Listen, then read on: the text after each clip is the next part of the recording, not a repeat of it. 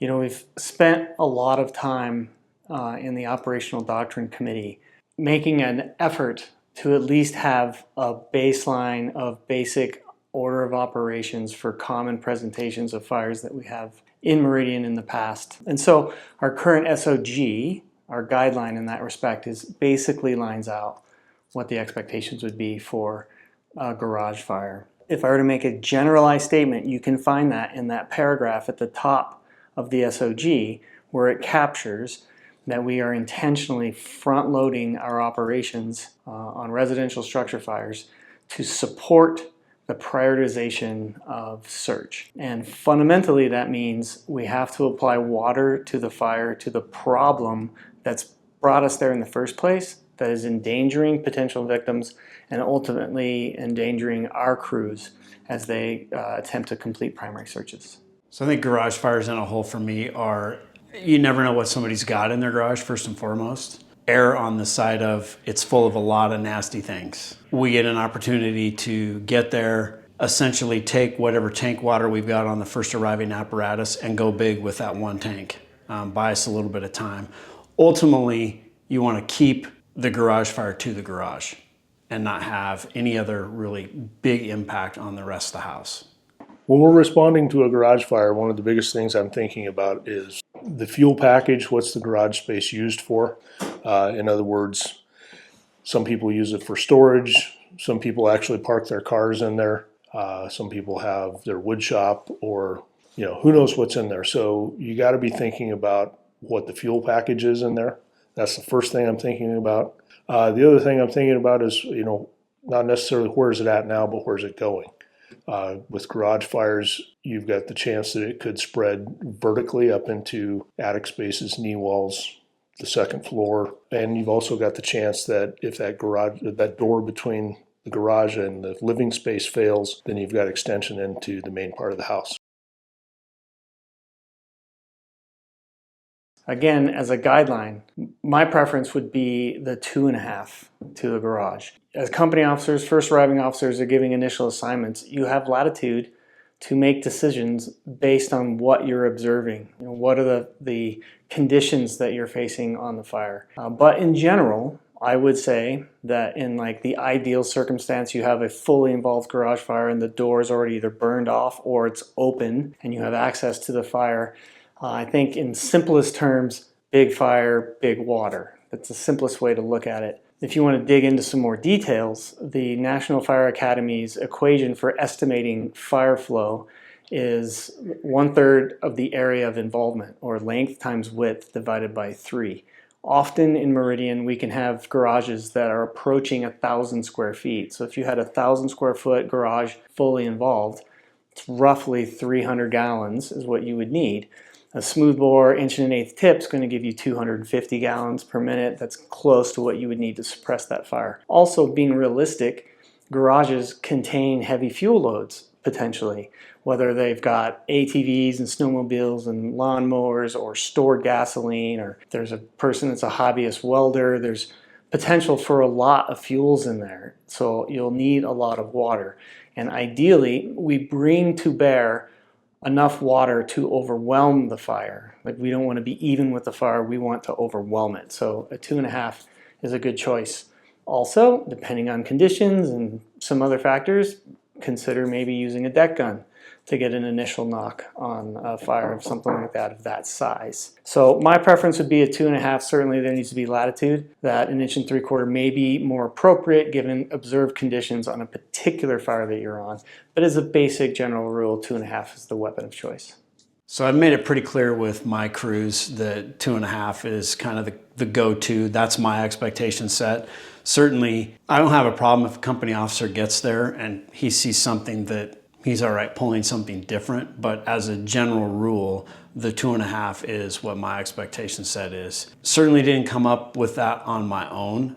Through the course of conversation and talking to some other people with years of experience on me, that was their recommendation to me. It's just pull the 2.5. You've got a ton of things that could be on fire, cars, all the chemicals that potentially could be stored and stuff in a garage. You get the opportunity to go big and get what water you've got on that tank, on that fire as quick as you can to buy them, either get the fire out or buy time on the next arriving units getting there to assist. Is the 2.5 the ideal line to do what I call finish work with? No, absolutely not. But I think it's going to get us the quickest water on that fire and do the best good that potentially we can. As far as a preferred hose line, again, you got to be thinking about what's the fuel package in that garage. Generally speaking, I'm a fan of the 2.5. I mean, you think about the amount of water that you need, big fire, big water. The only drawback to that is you also better be thinking about water supply. So, but overall, my favorite line for a garage fire is the 2.5. So again, following the standard operational guideline for garage fires, general order of operations would be the first apparatus that arrives that has the capacity to deploy hose lines and deliver water and then operate as the attack pumper for for the duration of the fire attack would initiate fire attack. So that first engine company, generally speaking, would be responsible for initiating fire attack in the garage to start reducing the problem that brought us there in the first place, and that is potentially endangering any victims or our crews searching. Then if you're going to deploy a 2.5 and initiate your fire attack with 2.5, then you need to move up in the order water supply, because you're only going to have less than 3 minutes of water on a 2.5 that's operating continuously. So you're going to have to bump up water supply.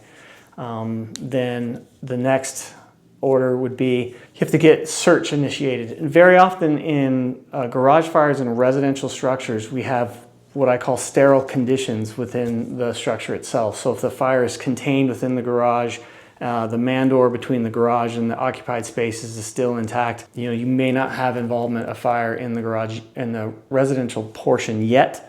And so in sterile conditions, you can complete rapid searches. And then ultimately we need to get a line inside. So a single story, get 1.75 inches in this case would be acceptable. Get a line inside, navigate to the man door, verify that it's closed. And then as the fire gets controlled, then we can start moving towards checking the space overhead adjacent to where the garage is and start looking for involvement in the attic.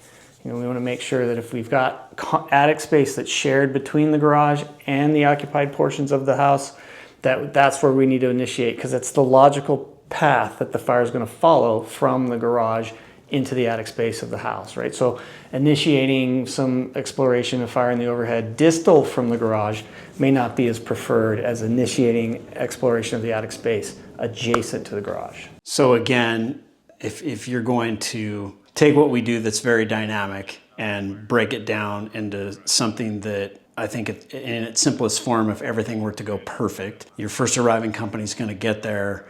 If you've got a 4-person company, I think that's super advantageous for the first 2 company officer. You can get a guy off with 2.5 into the driveway, give the captain, potentially even the other firefighter, the time to make a 360 on the house. If it's a single-story residential structure, in my eyes, if you're going to, again, claim something as simple, that's definitely a big win versus a structure with a bonus room or living space above the garage. Get that 2.5 off, get your 360, again, with a 4-person crew. Potentially, does that give you time that you can go to work on the doors, start getting water applied on the fire? If the doors are closed on arrival, certainly that becomes an issue. If the doors are open on arrival, you can get right to it. Get your guy in the driveway to start getting water on it and moving around while you get your 360. Hopefully, you've got a good control piece on the fire by the time that 360 is completed. I think the next order is going to be to get somebody interior to see what's transpired, whether it's into the attic space or potentially a void space and the fire's moving up on a 2-story structure into the attic up above the living space, or in a single-story structure, whether the fire is up into the attic because of the burn time that it's had in the garage. Again, hopefully with the 2.5 and the amount of water you're putting on it, the steam conversion that you're getting is actually going to have some effect on where that fire is going. But again, to get a crew interior, get your primary search done, see where the fire potentially could have gone, and then figure out what you've got to do from there. Exposures are going to become important. Certainly the last couple fires we've had, the fire in the garage and the exposure has come into play early on. We've been very fortunate that water supply has been able to be obtained by the first or second arriving crew relatively easy with an easy stretch. I would say probably beyond third due, I wouldn't push it any farther than that. Super important to get that.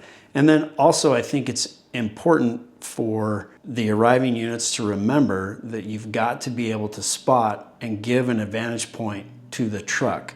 Certainly the last fire we had ended up taking both aerials up in the air because of the way that fire was, and crews were really good about leaving room and good places for the aerials to spot to be very productive with trying to get that fire under control. Okay, at first in unit, captain's got some decisions to make, and he's got to base it on what's going on in front of him. Experience tells me that generally speaking, by the time we arrive, the main roll-up doors are generally at some point of failure, whether they've completely dropped or whether they've partially dropped. But assuming you've got a good going fire in a garage, generally that 2.5 from the driveway putting water on the fire, that should be your initial line. And then you got to get around it. One of the things that I want to know right away is, has that man door into the living space, is it holding?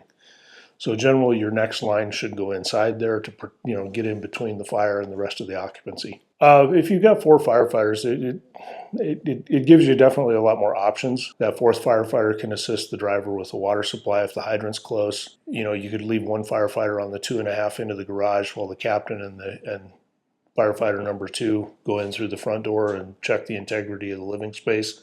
Gives you a lot of options. So once we place a line inside the structure to sort of be, at least initially, a protection line for the search, it's a line that gets located at the man door that separates the garage from the occupied spaces of the residents. That line's an anchor position that protects the interior spaces from being exposed to fire and also protects the ongoing search behind that line. So it's kind of our protection line. I certainly have had the experience in Meridian Fire where the play used to be enter alpha, button hook to the man door, open the man door, and attack the garage fire from inside the living spaces. And we had what you would expect. We would have high pressure smoke, heat, and flame from the garage pass over us, into the occupied spaces. So I don't recommend that as a strategy or a tactic now. I'd rather see us address the garage from the exterior on the alpha or wherever it is, or a man door on the side. If you have an alpha garage and an alpha delta, then if there's a man door in delta, you can use that one, but not opening and exposing where we're expecting to find people. That door is doing its job separating the fire from the garage and the occupied spaces. The hand line in that position is a layer of security and a backup. It's verification that door is closed and doing its job. And then that company protects that and holds that space. So short answer, absolutely, yes. If that door is intact, I think, again, you get some water on it from the outside, knowing that you're gonna make that interior door. And I think that as you start searching, that is a priority.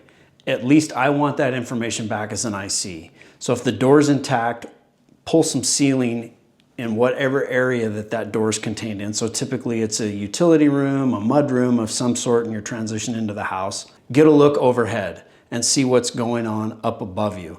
If everything looks good from there, then theoretically, you may be good on the rest of the structure, but I think that's an important piece to have. If the door is intact, leave it closed. My standpoint on it, and certainly something I think that we have read about and come to understand, is attacking the fire from the outside is not going to push the fire into the rest of the house, which was a concept early on that was an absolute no-no. The direction was you're gonna get the fire, you're gonna go through the house, pull a line, find the garage door, you're gonna open that division between the garage and the house, and you're gonna go get the fire from there. And oftentimes it overran us, and we ended up doing more damage to the house than really what we could have if we'd have just approached it from putting water on it from the outside, leaving that door intact. Again, I think it's important as you make that search, you still get that overhead look to make sure that everybody understands what's going on over your head. So we've talked about the man door between the living space and the garage. One of the biggest things that I need from those guys coming back out is good communication. That helps kind of drive the tactics. In a perfect world, if you had the fire contained to the garage and that door holds, and we've kept the fire and most of the smoke out of the living space, let's leave that door closed and let's work on, either the side man door into the garage, the big roll-up doors. Again, from experience, if we've got a good fire in the garage, those doors are failing, let's get them the rest of the way down and out of the way. And so it's wide open then for us to, be able to operate inside the garage space. When I refer to the doors failing, I'm talking about the main roll-up garage door.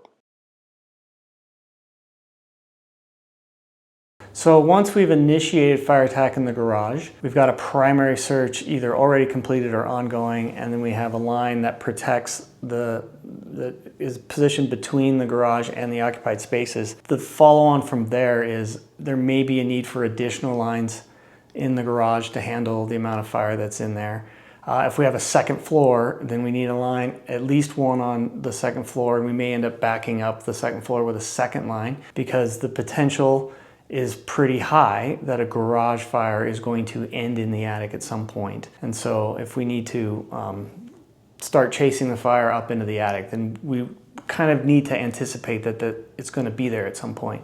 So having additional lines up in those places, because we know we're going to intersect that at some point. Also, moving into the garage, there may be a time after suppression from the exterior in the garage that we may need to enter into the garage and participate in some more in-depth suppression or start getting our head around where are the likely routes that fire from the garage could have made it up into the attic or into upper floors. And so we'll have to transition interior if conditions allow it. It just depends how much attic involvement over the garage there was, if there's collapse potential or something like that. But we know that ideally you have a garage, all the drywall in the garage, first of all, that there is drywall in the garage, that there's an intact ceiling, that it was contained to the box. We killed it in the first 30 seconds and it was great. We have to anticipate that it's moving somewhere else, and the ultimate termination for that fire would be in the attic. Conditions permitting, we have to start transitioning into that mindset and start thinking about where is this fire now,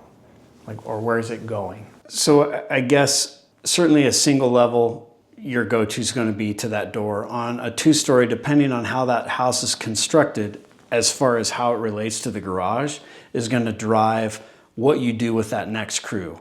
So if you have a garage that's built onto a two-story house, it's essentially just a single-story box. It really doesn't bring the same priority as having a garage that's attached to a two-story structure with a living space of some sort above it. So is that living space a bonus room truss, where you essentially have knee walls either on the right or left side or the front and back side?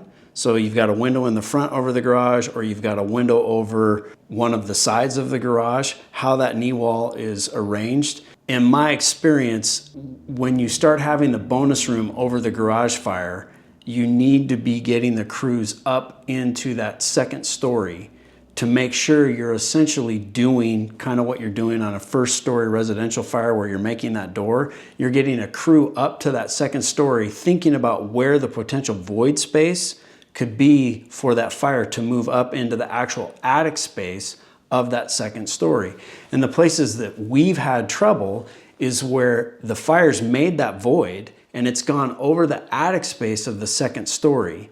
And fundamentally, when you're walking that floor, you are thinking of going to the bonus room to locate that attic space. And because that bonus room is a bonus room truss, even though when you walk down the hallway, the height of the ceiling may all be the same, the roof is actually higher on that second story piece. So we go to the bonus room trying to chase it in the peak, if you will, of the bonus room, where the fire is actually behind you and over the living space in the elevated portion of the two-story house and the attic space up there. And in the last couple fires we've had, that has been problematic for crews trying to find the fire.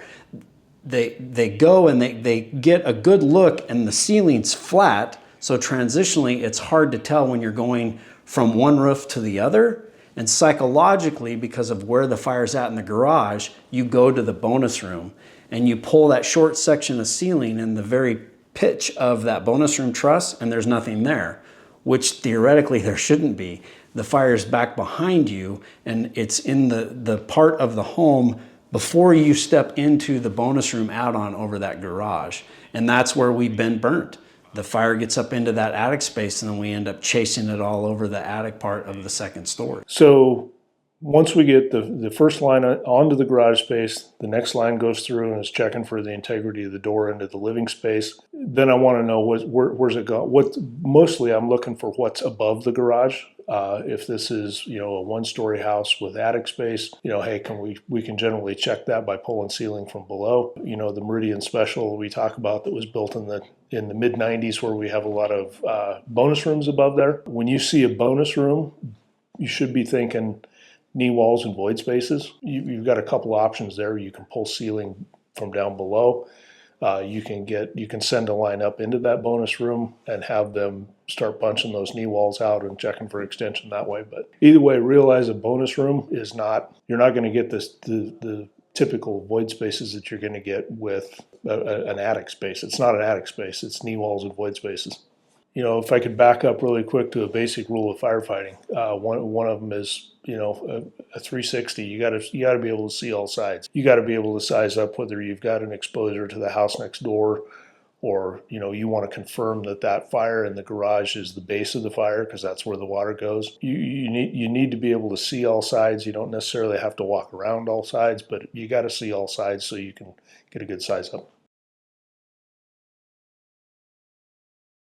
So ideally, the safest way to address knee walls would be from underneath. If we can get access underneath, then you can just run the length of the knee wall with a hose.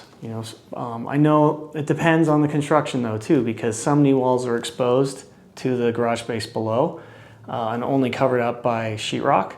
Others, sometimes the homeowner will then take those spaces and put down their own sheathing materials and use it as storage areas, and that may prevent some of our actions for addressing the knee wall. So then another option for addressing a knee wall is on the floor that the knee wall is on, is making an opening into the knee wall itself enough to get a hose in there and spread some water in there, and then advancing. I don't recommend maybe opening the whole thing under fire conditions, but opening enough that you can put a hose in there and then doing a few perforations along the length of the knee wall. One thing is for sure, and with any other kind of checking for extension, is a hose line needs to be in place when checking for extension, so that when checking for extension, if it creates some kind of change in conditions, you have a hose line in place for suppression.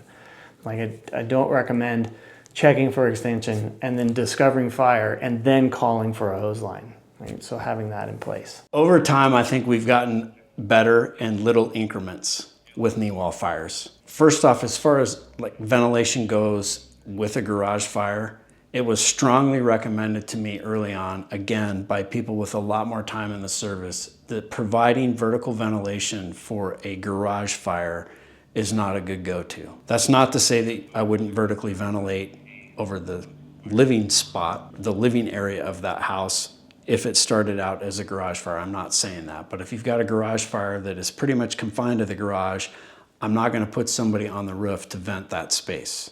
When it comes to the knee wall fires, a lot of it is going to depend on the construction of the house. If you have a window that is over the garage space on the alpha side, you essentially have a knee wall down each side. So if you have a lot of fire that is going to be over on essentially the knee wall that could be tied to the rest of the attic space in the structure, there again, I think it's super important to make sure that you clear that space. You get to the door in that transitional area to make sure that you don't have any fire from that knee wall that has traveled up into the main attic space of the rest of the structure. On the other part of the knee wall, there's really not anywhere for the fire to go other than run back and forth in that knee wall. It can go up, but then with insulation and all the other things that are in the bonus room trusses on that outside space, there's not a lot of space for it to go. One of the things that I think is important on these is that when you make that exterior attack, you leave the people on the lines on that exterior attack. If they get a knock on the fire and then you redeploy them somewhere else and those lines are either left or picked up and moved to do some other assignment, I think it puts you behind the ability to potentially control the fire if you didn't get it as good as you thought the first time. Certainly we've had experiences in the department with that, where we've made an initial attack on it, we've got a bit of a knock on it, we've relocated to get the fire another direction, and then that fire sets right back off again, and we end up chasing a fire above our heads that's still going on in another area in the garage.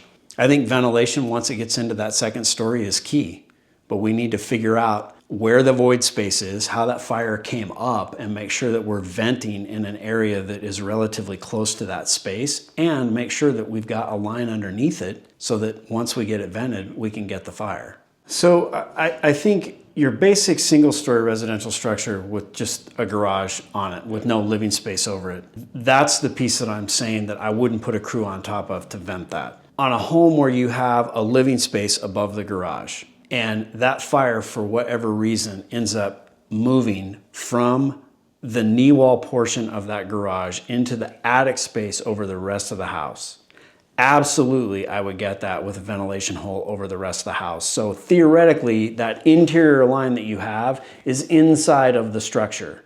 You're going to get that fire, you're going to vent it from the top and attack the fire from the bottom. So I would do that over the residential piece of the structure. I wouldn't approach that the same way if it was just contained to the garage space. I'm not going to put somebody up on a knee wall to cut a vent hole when I can get to the bottom of that fire on the garage side. So if the fire builds and it travels that knee wall and gets into the rest of the attic space of that structure, absolutely I put somebody on the roof to vent that. The fire we had out by the golf course on A shift, that was my approach there.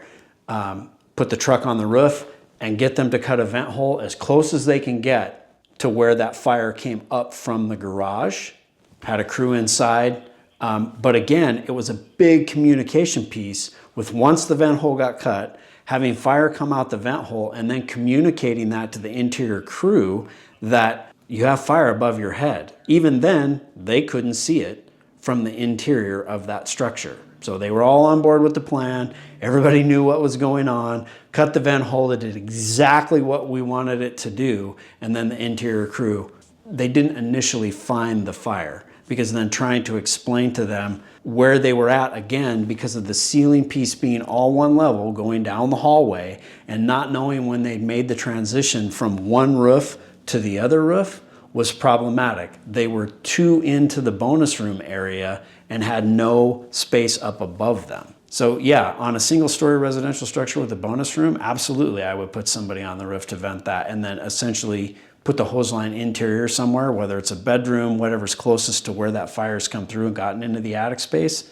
Absolutely go after it that way. Okay, so once you recognize you've got a garage fire and you've got a bonus room above that, and you're thinking knee walls and void spaces. Another good reason for using the 2.5 line is with that solid stream, you can open up the ceiling, you can use it to open up that sheetrock and check for extension into those void spaces. If that doesn't work, another option was, working from the man door with a long pulling tool, open that up without committing firefighters to being underneath that fire. If you decide to go vertical vent, realize again, this isn't a normal attic space. All you have is the space between the sheetrock and the roof deck. And if we're going to open that up vertically, my preference would be truck working from the bucket, just for safety reasons. I'm leaning a lot on the truck company to size that up. They're the ones that are on that roof and have the ability, the better view than for sure what I do from the street. I would like to point out, first of all, that high heat and low visibility is a watch out situation. It's a red flag. So you may get an assignment, task location and objective for some part of the structure, and when you arrive there, you experience these conditions. You're going to have to make a decision if those conditions are tenable for you to operate. My expectation would be that command would be notified of that with a quality CAN report, like I'm experiencing high heat and low visibility. And then if you're unable to complete the task there or complete your objective, then notify command of a status change and that there's an incomplete objective in that area. Furthermore, this to me is an indication also of there is sustained fire somewhere that is supporting those conditions. Maybe a fire attack hasn't gone effectively enough to reduce temperatures distal to the fire, because you would expect if you have some fire suppression occurring and the fire's darkening down, temperatures get better farther away from the fire, or maybe there's fire beneath you. So if this is a situation where you have a two-story building and you have a garage on the first floor and then you're up on the second trying to operate, that conditions are not improving distal to the fire yet as a consequence of suppression, that there's some fire somewhere else. I think in this circumstance there is that opportunity to notify command of the conditions are not tenable. Now, if we've got actionable information and we need to complete, let's say, a primary somewhere, we may have to adjust and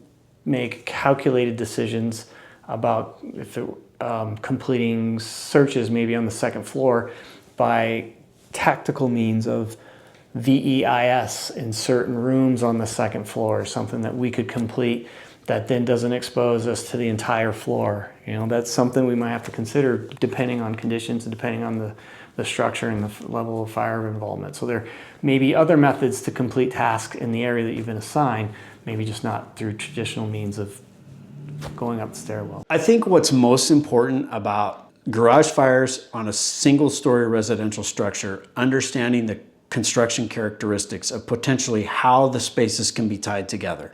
It does get, I wouldn't say cumbersome, but I think you have to have a really good understanding of where fire potentially could be in a single-story house with a bonus room. When it comes to a two-story, I think construction is, you have to have an understanding of how that bonus room is attached to the house. So if you end up with, like I said, a box with a roof line over it that's a bonus room, and you have fire over in the attic space of the second story, you have to understand it's made a chase somewhere. It's not an attic fire like your brain wants to think about a single-story residential attic fire. It's something bigger than that.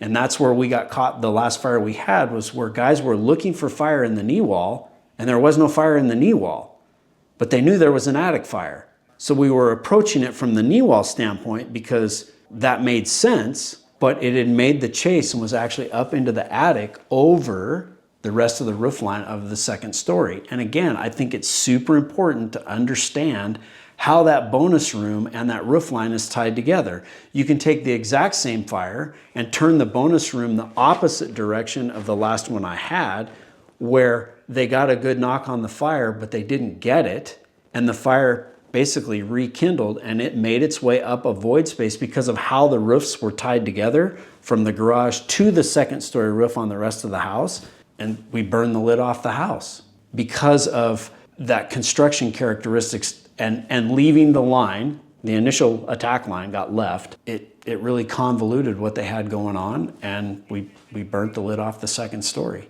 It's easy to say, and I think it's really easy to expect as the IC. It's a clean environment for me. I'm standing out front, I'm sitting out front. I have time to look at the construction characteristics of the building. On the fire that we had, the aha moment for me should have been when they were taking knee walls out and saying we have no fire, and I could see that there was actually fire, directing them to, you need to get to a point where there are 2 foot by 2 foot square windows on the alpha side of this house. You need to back out till you can see those and work that area over your head there. That's where your fire's at. And I didn't do that. And I think realistically, is that something looking back on it that should have been done? Yeah, absolutely. Because the mindset when they went up there was they could see from the ground they had fire over their heads, so into the attic. But as you're walking down that hallway, the hallway's all the same height. So transitionally in the smoke, you really have to think about, okay, this doorway that I'm going through at the end of this hallway is where the bonus room starts. And everything behind me is the attic space above me. And then compound the problem on that particular residence with a full hip roof. So an engineered full hip roof, to me, all bets are off, because you never know how the truss segments are run.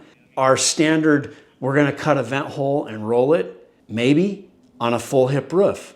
Because if the trusses, you got your lay down truss and the way that thing's engineered, you could be cutting and you may end up with a 12 by 12 hole because of how the thing's constructed. And so again, in the heat of the moment, if you're not thinking about those things, those are all just like little injects that get thrown that throw everything off in the process of trying to vent that structure. And I go one step further. Now what we're seeing, and this is super prevalent out in Sevens area, are trusses stacked on top of trusses. And it gets super convoluted when they do that. So in order to get an appearance, that's all they do it for. They get the appearance of a really big roof with a lot of pitch to it, and they're probably 10, 12 pitches on right across the street from Station 7. And when you get underneath that, the amount of material in that to make that happen is unbelievable. And you put a crew up there to vent that, nothing is going to go the way that you think it's going to go because of the way they've taken a truss and stacked a truss on top of a truss, because they can only get something that's 10 feet wide on a trailer. And so they clip the top of the truss off, they send the tallest thing they can, and then they build another piece to stack on top of it. And it's pretty amazing how they make it work. Nothing for us is going to work the way we expect it to work when we get on that roof to vent it. Okay, well, if the crew makes the second floor or the bonus room, again, building size up, be thinking, because 2-story houses, you're going to have different void spaces than you do on a bonus room type house. But if you get up there and you got high heat, zero visibility, your spidey sense ought to be going off. I mean, thing number one that I think of is that first line, that 2.5 inch that went into was putting water in the garage. That needs to stay in operation until the fire is out. Don't make a quick hit, abandon that line for another assignment. I can think anecdotally of a couple of fires where we've had that. The crew will make a bonus room. It's really hot, zero visibility. It's a small space. Get it searched as quick as you can and get out of there. You've either got to open up those walls and get water in there, or you've got to get water in it from below. But if your spidey sense ought to be going off if it's really hot and zero visibility. You ought to be thinking about what's burning in those void spaces. The thing that I would say in general, that members of Meridian Fire Department are highly motivated, they train hard, they are eager to participate in the challenging environment of firefighting. So there's no problem there. Like, we don't have to motivate people to participate. The things that I would say that kind of applies not only garage fires, but all of our fires across the board is, one of the things I've noticed is that there's a little bit of a difference between water and good water. So I think that there could be some improvement in beyond initial fire attack, downstream subsequent fire attack, is maneuvering into positions so that we're angling water directly on what's burning.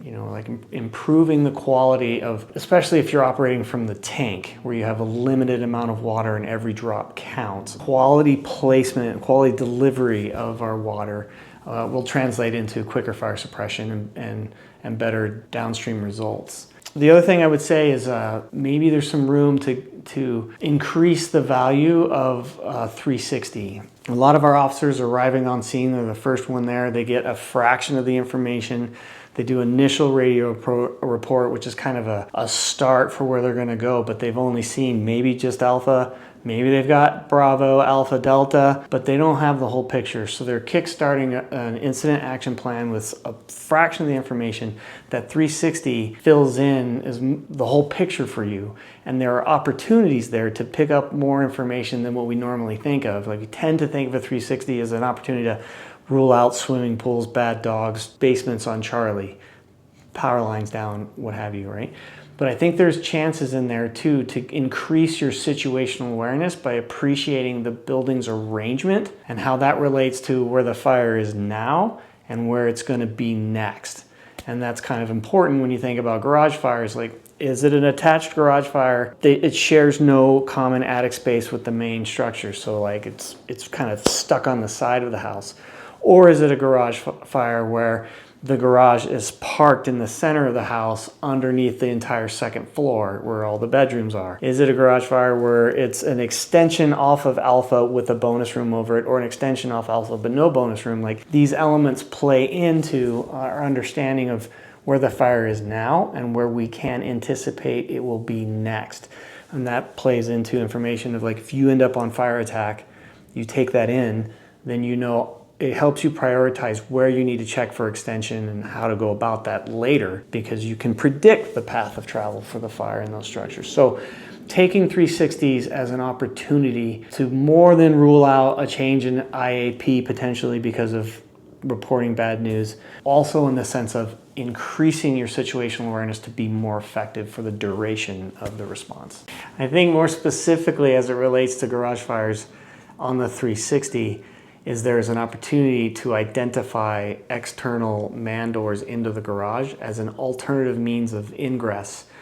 Because the complex one is you have a garage fire and the garage door is in place. And so you have to decide between, do we cut down to the garage door to initiate fire attack, or is it quicker to go in through a man door on the side? And you can pick that up on a 360. Having a good idea of the construction characteristics is paramount. Obviously, going out and driving nails and putting a house together isn't something that we can require everybody to do. But I think in some aspects of our job, doing that and understanding how that puzzle's put together to some degree would make some of this better. Again, from the vantage seat of the IC, I think we're throwing some cues sometimes that we don't pick up on, and we could transfer those cues to the interior crews and make their job easier. We have to understand that in most fires that we're going to fight here in Meridian are in relatively new construction. So the stuff that you're reading about in books with balloon frame and that type of stuff, it isn't that it doesn't exist, but it's not overly prevalent in Meridian when it comes to residential fires. And I see some of those things from time to time where we're trying to find fire and guys are poking holes in walls. And that's not to say that if you poke a hole in the right wall, you won't find the fire, but you have to poke the hole in the right wall. You're not going to get fire typically in a bedroom on the backside of a house with a garage fire. If the garage is on the AB corner of the house and you go to the Delta corner and you're poking holes somewhere in the Delta corner down low at the floor on floor 2, probably not where you're going to find the fire. And so I think that's one thing collectively that we could do better. The knee walls in the bonus room still are a challenge. And I think they're a challenge. Understanding that even as the truck, when you send the truck to the roof, you're not going to do anything by venting in a bonus room truss. It's not doing what you think it's going to do. You have to really think about, what you're being asked. I'm certainly a couple fires that I've had where we've sent the truck, to cut the vent hole. That was problematic on the fire we had in Paramount Subdivision. The initial vent point for the truck started out over the bonus room until they were corrected and moved over the second story of the house. So, to me, construction characteristics are huge. Getting the response to the calls, the amount of information that the public has access to, their ability to come plug the streets, really, really slows our ability to respond in a timely and an efficient manner, and how we are going to continue to navigate that is a challenge. The last few fires we've had, the people have been a big challenge just on getting there and getting things set up. So I think in this line of work, we can always do better. The day after, it's always easy to pick apart what we've done. I think it's a matter of learning on the day after on little pieces of improvement that we could make, because ultimately, that's what we're here for, is to do what we can to protect as much property as we can. With garage fires being pretty common, one thing we can do is learn from them as we go. I think what we are doing pretty well is that 2.5-inch line is generally the line of choice. Be thinking, when you put that 2.5 into operation, where you're going to get a water supply. We've done a really good job of prioritizing search, but maybe, as that next arriving engine, if you hear the 2.5 going into play, you better be, thinking about where we're going to get some more water. Room for growth. I mean, this is basic firefighting. water at the base of the fire, keep putting the water there until the fire goes out. And then once you've got that main body of fire knocked down, where's it going next? Did it creep up into the knee walls? Did it creep into the attic space? Be checking all those things. The guys that built that house 20 years ago, did they leave you some surprise void spaces that you're not finding?